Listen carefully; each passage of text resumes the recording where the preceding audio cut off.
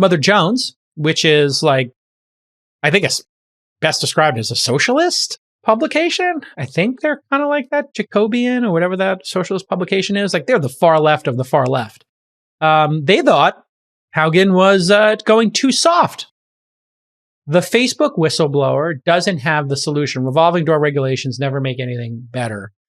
If you believe that Facebook is producing significant harm, the solution that follows should probably be significant as well. As Evan Green, Deputy Director of Fight for the Future, told me, rectifying Facebook's invasive privacy practices could require a privacy law strong enough to effectively kill Facebook's current business model. So they're kind of jumping the fence. Like, it's not like 90% of people aren't having a, decent or good experience on Facebook, seeing their family's photos. It's a little ridiculous to think about like doing something as draconian as shutting down Facebook.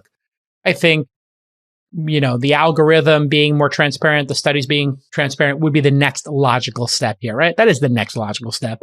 And there are things you can do to make things more transparent that solve problems.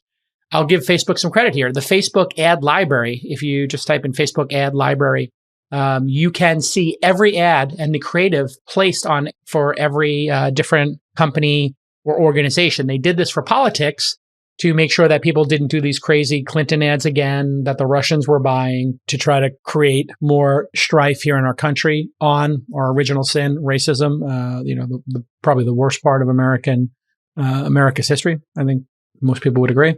And this database has now made it really hard to do smarmy ads on Facebook because it will be revealed. If you're doing something really crazy on Facebook, it's right there in the database. You can't place ads on Facebook without them being public anymore. Well, if that's the case for ads, let's do it for the research. Let's make all the research public and have a town square where we debate it. So if Haugen is getting hate from Facebook and pro-Facebook surrogates, and then she's getting hate from the anti-Facebook crowd, I think that means her position is pretty moderate, I would say. And Senator Amy Klobuchar, who I am increasingly impressed with. I think, I don't know her exact politics, but when I see her asking questions, she tends to be well prepared, it seems. And so here's the Democrat from Minnesota, and she starts her questioning with an impassioned statement. These things are also performative, about big tech lobbyists in D.C. And this, to me, was quite informative. 30 seconds, see you on the other side. We have not done anything to update our privacy laws in this country, our federal privacy laws. Nothing, zilch, in any major way. Why? Because there are lobbyists around every single corner of this building that have been hired by the tech industry. Mm-hmm. We have done nothing when it comes to making the algorithms more transparent, allowing for the university research that you referred to. Why? Because Facebook and the other tech companies are throwing a bunch of money around this town and people are listening to that. Yeah, I would love to see her name names there. Did she take money from these lobbyists? Does the person sitting next to her take money from these lobbyists? The fact that there's, hundreds, thousands of folks lobbying and our privacy is not being protected, and there's not new privacy legislation when you compare what's happening in California and in Europe.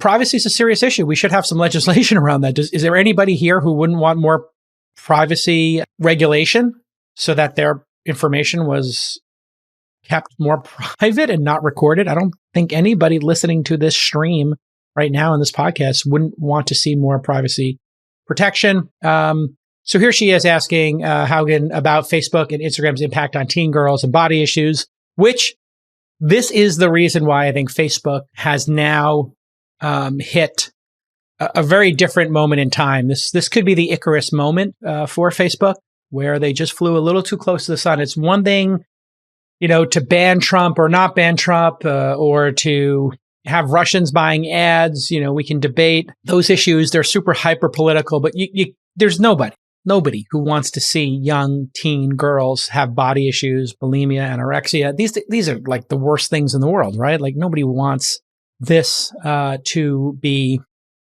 increased in the world. And the fact that now there is a link between Instagram and teen girls' anxiety, depression, body dysmorphia is pretty damning. And this really does I think, lean people more towards the cigarette company analogy or metaphor, or in their mind framing, versus the car metaphor that Mosseri, I think, the leader of Instagram, was sort of pushing. So here's 65 seconds from Klobuchar and Haugen. I'll see you on the other side. Another major issue that's come out of this, eating disorders. Studies have found that eating disorders actually have the highest mortality rate of any mental illness for women. And I led a bill on this with Senators Capito and Baldwin that we passed into law. And I'm concerned that this algorithms that they have pushes outrageous content, promoting anorexia and the like. I know it's personal to you. Do you think that their algorithms push some of this content to young girls? Facebook knows that the engagement-based ranking, the way that they pick the content in Instagram for young users, for all users, amplifies preferences. And they have done something called a proactive incident response, where they take things that they've heard, for example, like, can you be led by the algorithms to anorexia content? And they have literally recreated that experiment themselves and confirmed, yes, this happens to people. So Facebook knows that they are leading young users to anorexia content. Yeah, so this is the perniciousness of the algorithm. When we build algorithms here in the technology industry, you're not really saying, here's what I want the algorithm to interpret the world. That's not really what's happening. It's more outcome-based. So you're telling the algorithm, run a series of experiments, look at all the data. And if somebody were to click on X, would they click more? If they click on Y or Z, do they click more? Okay, after clicking on X, if they click on Y, do they stay on the service longer? It's just might is right. The length of your session is what matters. The frequency at which you come back is what matters. We're just looking at outcomes with these algorithms. We're not looking at the journey, right? We're not looking at how you got there. We're looking at where you wound up. And if where you wound up was on YouTube, the intellectual dark web, or, worse, that's bad, right? And there was a specific case with Ben Shapiro. And if you watch Ben Shapiro's content and listen, he pushes the envelope on being anti-trans and, edgy sort of positioning socially. You might then get like Milo Yiannopoulos, who went from being, like a kind of a cheeky blogger when I met him in the 2000s to being like straight up like hanging out with white supremacists, and just crazy. All of that kind of algorithmic shaping of your behavior and leading you down rabbit holes has been proven over and over and over again.